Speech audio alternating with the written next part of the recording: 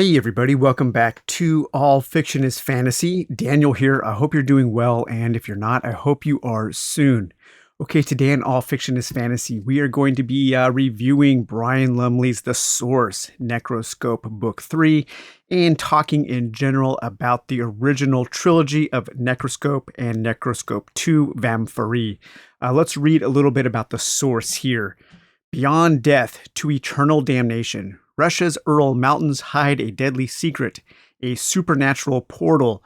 Soviet scientists and ESP-powered spies in a secret military base study the portal and the powerfully evil creatures that emerge from it, intent on ravaging mankind. When Jazz Simmons, a British agent sent to infiltrate the base, is captured by the KGB espionage squad and forced through the portal, his last message tells Harry Keogh, Necroscope, that the vampires are preparing for a mass invasion. Harry has only one option: to strike first. He must carry the human-vampire war to the vampires' own lands. But his strongest psychic power will be useless there. What good the power to summon the dead in a country where nothing ever dies, where every man, woman, and child becomes a half-dead servant of the Vamphyr, the Source, concluding a powerful trilogy of terror. So while I was reading The Source, I texted a reading buddy of mine something like, the Source has vampire warriors armed with crazy spiked gauntlets for weapons who ride on giant winged demon bat things and fight against the ancient ancestors of the Romani travelers, who are armed with mirror shields printed on the backs of discarded circuit boards and used to harness the power of the sun to kill the vampires. And I think that sentence perfectly describes both the best and worst parts of the original Necroscope trilogy. On the best hand, for the best parts, Lumley's trilogy is overflowing with amazing ideas. It's all so interesting. He comes up with so many cool things. I mean, just the Cold War being fought between the U.S. and the Russian with their spies, with their telepathic spies with different kind of telekinetic and psychic powers. That is so cool. And The Source focuses on the coolest things so far: the vampire planet and the vampire lore, introducing elements of cosmic horror into the vampire mythos. The vampire castles in the vampire planet are constructed of undead, calcified beings. There are vampire eggs that grow in these vampire swamps that become the vampire parasites that take over the humans.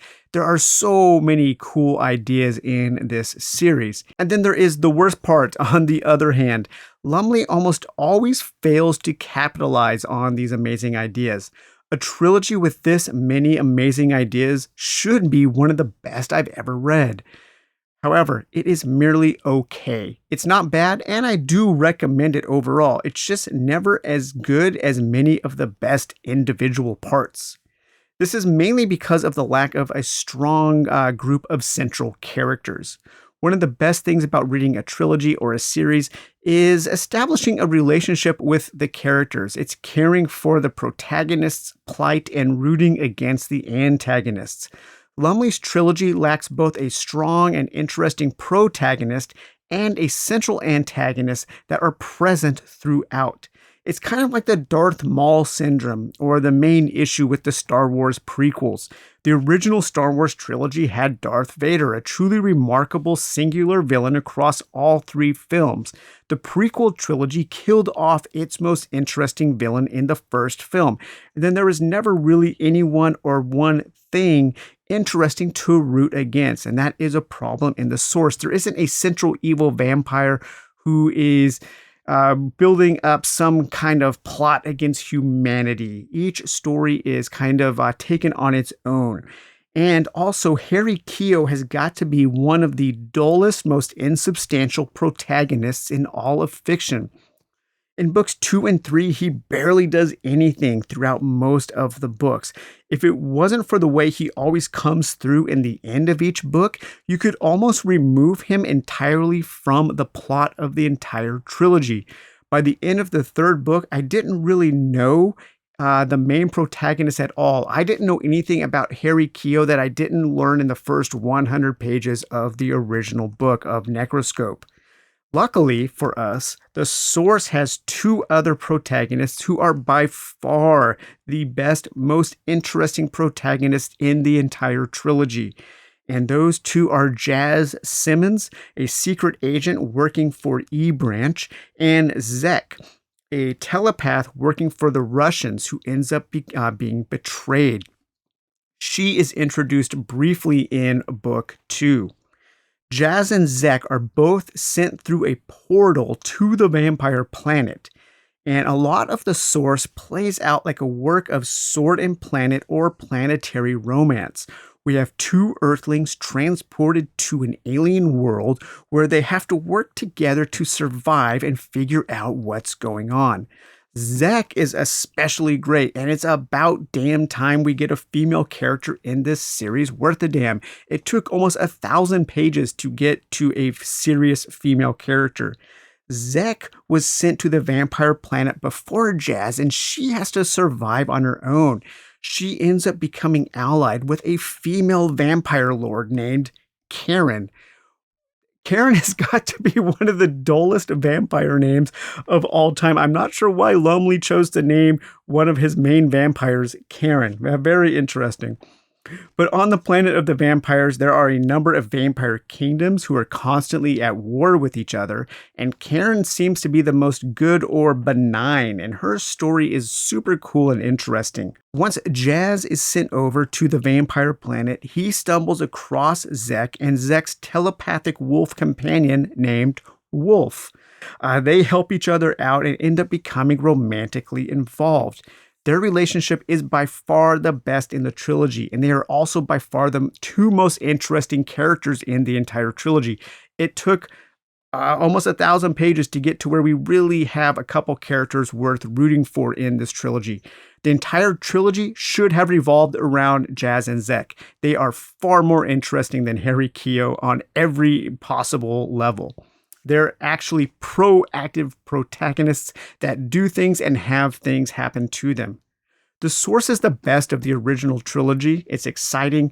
The vampire planet and lore is super cool. Lumley nails that aspect to a T, and he finally gives us a couple of protagonists worth caring about and rooting for. All of the parts with Jazz, Zek, Wolf, Karen, the Vampire Lords, and the Travelers are fantastic. However, whenever the book shifts point of view back to Harry Keogh and the Russians, it almost completely flatlines every single time. Overall, I do recommend this trilogy. It's entertaining, it's quick reading, it's fun. It's a little frustrating because it never quite reaches the heights of its most amazing ideas. Just know that going in. Know going in that you aren't going to have a core group of central protagonists to root for or antagonists to root against. Each book is kind of a standalone book with a few little connecting tissues.